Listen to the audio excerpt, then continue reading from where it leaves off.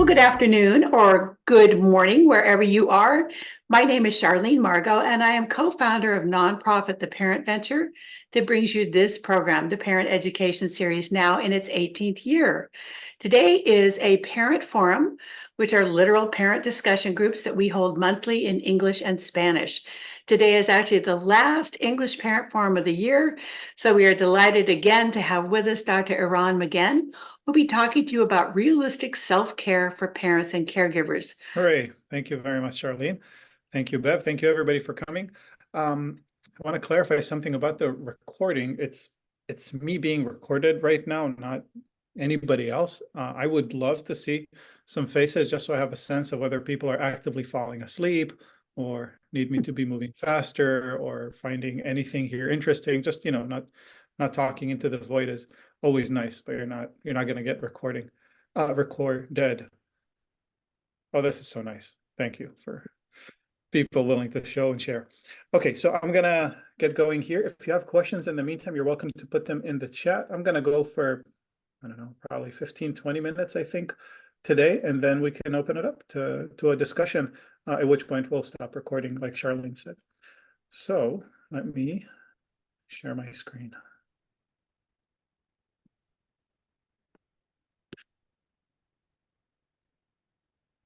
Okay, this is me and this is us. So I want to start off by saying happy Friday and good for you for making some time to think about this and think about yourselves in service of thinking about your kids. I think that a lot of what we do as parents is basically aspirational work and takes a lot of faith because we're not going to see the results for sometimes a very long time. And I think it's important work, maybe the most important work of our lives, but really hard work. And again, just by showing up and thinking about it, already we're making progress. Although I'm not sure if that dog will ever actually learn to read, but he seems to be having a good time there. So today, in thinking about self-care, I really think about it in terms of an energy balance, like a battery. How much energy do we have at any given time? And obviously the energy balance really matters, right? What drains us, how much energy comes out, how much energy goes in. And I think about it, it's really as simple as that. What gives us energy, what takes energy away. And I think we all know this, but just, for the sake of proper protocol, I would say when we have less energy, just everything is less fun. And when we have less energy, we tend to have to be less thoughtful about how we approach things, including parenting. I know that when I'm really low on energy, it can become a lot less pleasant in my interactions, especially if something is uncomfortable for me or somehow disagreeable to me. I just can't approach it with the same kind of thoughtfulness and kindness that I would want to do it normally. And it's just less pleasant to have less energy, right? There's less that I can do. I mostly feel like sitting down or lying down and not really participating or doing anything active. And as we talk about energy here, I want to keep this double perspective that when we have more energy, we can be better parents. And also, as people, life is nicer when we have more energy.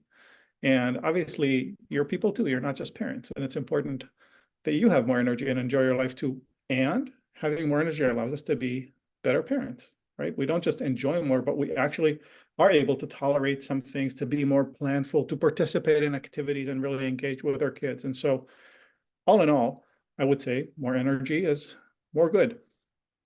And the big questions that I ask myself as I think about energy balance are, what drains your battery? What charges your battery? And what are ways to make your battery bigger so you can go for longer once it's charged? And in terms of maintaining a good energy balance, these three questions translate into three kinds of activities, I would say. One type is escape activities that allow you to just stop the drain of the battery, whatever is happening right now, right? If you're engaged with something that is really sucking the energy out of you, what's a way to just stop that and get some relief? And then there's actual recharging to see the energy levels going up. And then there's activities that allow us to increase our capacity to deal with life, not just recharging our energy, but making us have the ability to hold more energy in us or to lose more energy as a result of doing the same activities. And I think about them as organized along this line, where if I think about how much effort it takes to do some kind of a self-care activity and how much improvement it brings me, I would say that escape activities take very little effort to do. So these could be things like watching a show, uh, um, taking a nap, eating a snack, right? These kinds of things. They take very little energy to start to get them going. And they do help us distract and disconnect from whatever's going on. Usually they don't recharge us. They don't result in us having more energy or even being in a better mood necessarily afterwards, right? We might watch a show or spend some time scrolling through whatever you like to scroll. And then when we're done doing that, it's like we unpaused and we're just back in the same situation, but we had some relief, right? Maybe we recharged a little, maybe we feel a little worse, but we had some relief from whatever was happening. And there's value in that and there's room for that. And then next on that scale is something that takes a little more effort is an actual recharge activity. And it provides a bigger gain. We actually have more energy at the end of it. And again, it's different things for different people. For some people, maybe it's playing music or listening to music and singing along or gardening or exercising or talking to a friend, right? So different people have different activities. And in a couple of minutes, I will pause and I'll ask you to think, what are your activities? And if you're so inclined to actually write it down, because the goal is to have at least somewhat of a plan by the end of today for you, a plan that you create for things that can help you have more energy overall. So recharge activities take more effort to initiate than escape activities, right? Calling a friend takes more effort than watching a show. Going out for a walk, if that's on your recharge list, takes more effort than taking a nap, right? But we have more energy at the end of them. These activities will be different from one person to another. Something that for one person may be an escape, for another person may be a recharge, right? Or it could be a recharge for one person and not at all a recharge, or a drain for somebody else, right? Not everybody loves the same things and not everybody gets rejuvenated by the same things. And the important thing is to figure out what are the things that work for you, because, candlelit yoga is not the thing for everybody. Not everybody has the time. Sometimes just like making the time and setting the whole thing up is a drain. So everybody has their own thing. And then lastly are the growth activities. These take more energy. So this is, for example, coming to this session. That's an example of a growth activity, hopefully, right? So you spend some time. It's not immediately fun. It's not the same kind of fun as, watching a great show, perhaps. But you leave here ideally with tools to better deal with life, right? If a big part of your stress is financial stress in life, then doing work on finance, on personal finance, right? Spending the time budgeting or taking some classes on personal finance, or even putting time into work that generates money for you, even if it's not super pleasant. If the goal is to create this buffer and feel less stress, these are all growth activities. Or if your health is stressful for you and you are able to do exercise or physical therapy or one of these things, again, all these things are not fun for everybody to do, but they may translate into you having overall more ability to deal with life, right? So each of these categories takes more energy to initiate, and each results in having more energy at the end. But even within these categories, there are different activities we could apply that have different kinds of benefits. So for me personally, for example, I discovered that as far as escape activities go, watching a show or watching a short video, that's by far the easiest thing. And it does not work well for me, I discovered. Right? It's very easy to do. It does distract me, but really when I'm done doing it, I'm immediately in the same position, the same exact mood that I was in before. Nothing really changed. Sometimes I lost time, so it's not great. But I discovered listening to a little bit of stand-up comedy, if it's the kind that I like, is a great escape activity. It takes almost no effort, and I'm in a better mood by the end of it. Right? I can be listening for it for like 5 or 10 minutes as I'm walking or driving or whatever. That's a great escape activity for me. Reading works well for me too for escape. It's a little bit more work than watching something, but I just feel better by the end. Like I feel more settled after I'm done reading something that's fun for me to read, fiction, not something like actually useful, right? Fiction that helps me feel better. So these are examples of different activities that for me are all within escape, but some of them work better for me than others. If you are so inclined, actually, I would love it if people would put in the chat a couple of things that you know that you do as escape behavior, just things that work for you, or things that don't work for you, but you still do as escape, right? When you're trying to just disconnect from the stress. It'll be interesting just to see what different people do, and you might get some ideas. And if you want to put, maybe a plus sign next to the ones that actually work well for you, like if I did this here, I'm going to put this into chat. I would say, listen. So listen to stand-up comedy, and I'm going to put a couple of pluses next to it because like it feels really good, actually, and I feel better by the end of it. Right. So let's see. Curb your enthusiasm. Amen to that.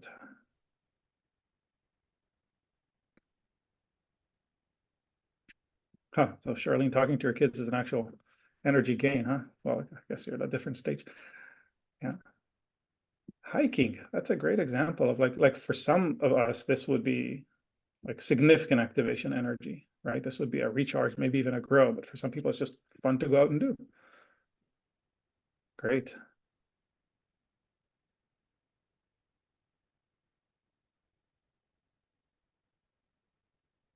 Yeah, it's nice to have the gratitude of flowers. Yeah, great. Good. So these are all examples of escape activities. Well, I hope. I was asking for escape. Maybe some of these are recharge for you. I had no idea that NSDR is a thing. That's great. Thank you for this. So let's think about recharge activities if they're different for you. So recharge activities are activities that, again, they may take more activation energy, but when you're done with them, you feel better. It's not just a pause and unpause. And actually, a lot of the things on this list for me would have been a recharge, right? They take more time and more energy and so on, right? Whereas escapes are instantly available or almost instantly available, and they're like, they help a little bit. They stop the drain. So some recharge for me,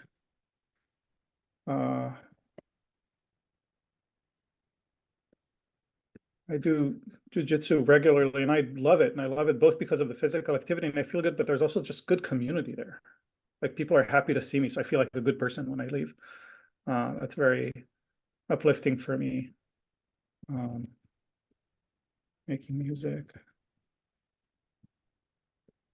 with friends, that's amazing for me. Talking to a friend, great.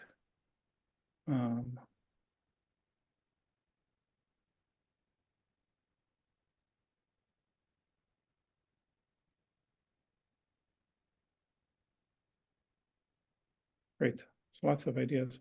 And then the last category can be trickier, but what are growth activities? What are things that make us better able to deal with life? Things that either increase the capacity of our battery or make it so that when energy drains happen, they're smaller drains.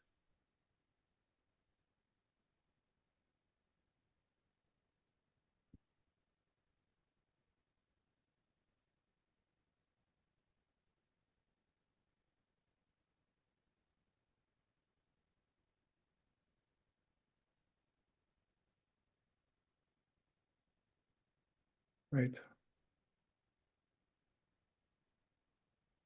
Meditation, there it is. Yeah. Great. Okay. I think we're all roughly on the same page here.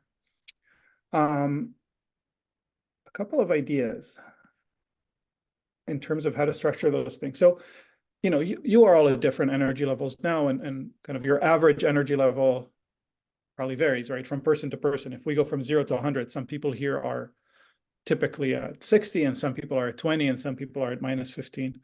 And if the goal is to have generally more available energy to do the things that we really want to do and to do them well and to be really engaged with them, my first suggestion is to think about this in terms of ratcheting up. So if your energy is very low, if there's a lot of drain happening constantly, you stop the bleed first, right? So escape activities. You pick positive escape activities, the escape activities that work best for you, again, that are very available, and know that they're available to you immediately if you need to. So if walking works well for you, walking outside, and you're in a position to walk outside most of the time, then that's one thing to consider. Whereas you know that another escape activity that you do is eat bananas, and it turns out that if you eat too many bananas, you don't feel well, right? And so you want to be careful about just how many bananas you eat, and maybe sometimes direct yourself toward the door instead, right? Or for me, like the example I gave before, it's very easy to go and like try to find a video about something or even see a show that I like. That for me, I end up just not feeling great afterwards. But when I watch stand-up comedy, I feel good after. Like I'm in a better mood, I'm nicer, I engage with people, right? So for me, stand-up is a better escape activity than most other things that are accessible to me immediately or in real time. Some making music kind of falls into the same category, right? It's like my guitar is hanging on the wall, I can just grab it and play for a bit and I feel better.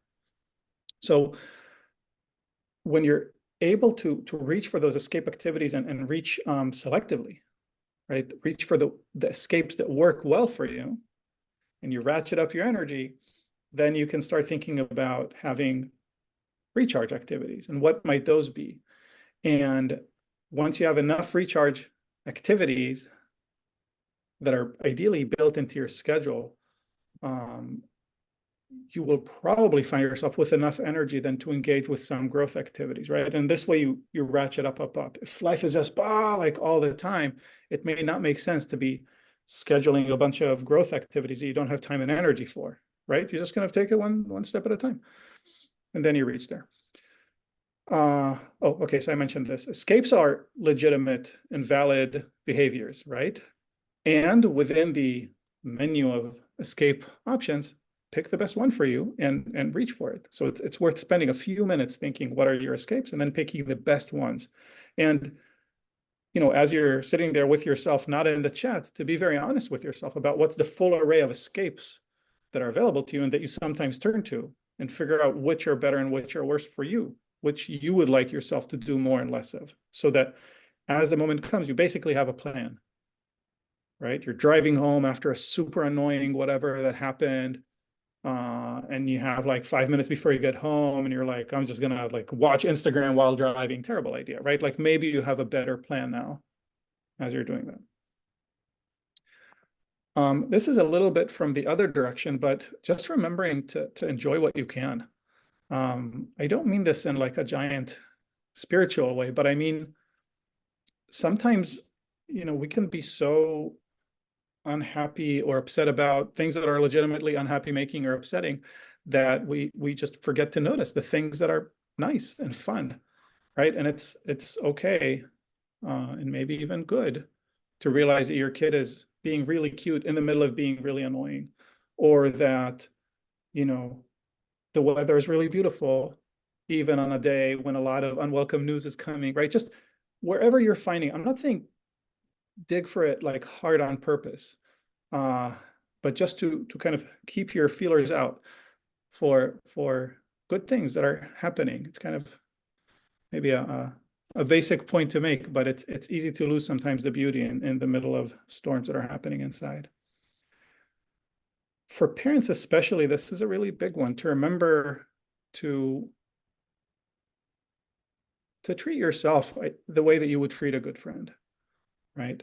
Not constantly be beating ourselves up over the things that we're doing wrong and the mistakes that we made and the terrible damage that we caused, and just kind of take a step back and remember it's probably going to be okay. Remember that we are doing the best we can. Remember that overall, like, we're probably doing quite well. And if not, we're probably doing okay, and we will be doing better.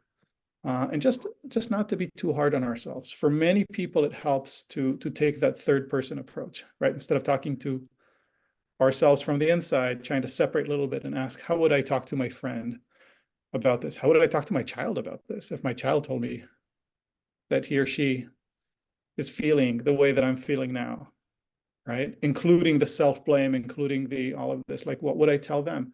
And to learn to say the same things to ourselves. I have a funny memory about this. I think my kid was maybe 3 or something, and I overate at a dinner, and I went to sleep, and my tummy was hurting, and I was just very uncomfortable in my bed.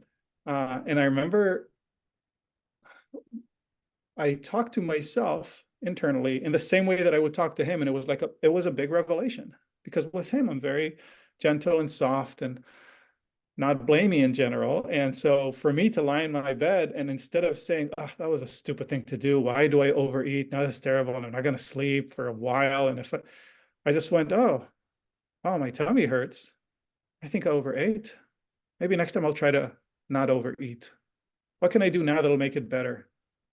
Maybe I'll walk around for a little bit. It's probably worth going to sleep a little bit later than trying to sleep being comfortable. Like, it was a totally different tone of a conversation than I might have had a few years before that, right? And so you can pull in the kind of energy that you are giving to other people into the way that you talk to yourself. Lastly, recovery is kind of a dramatic word. I just couldn't think of a better one. I mean recharge, but then recharge is only one of the categories. And so, but the idea is that the key word here is schedule, right? We're grown-ups. Many of us are busy. Many of us have calendars.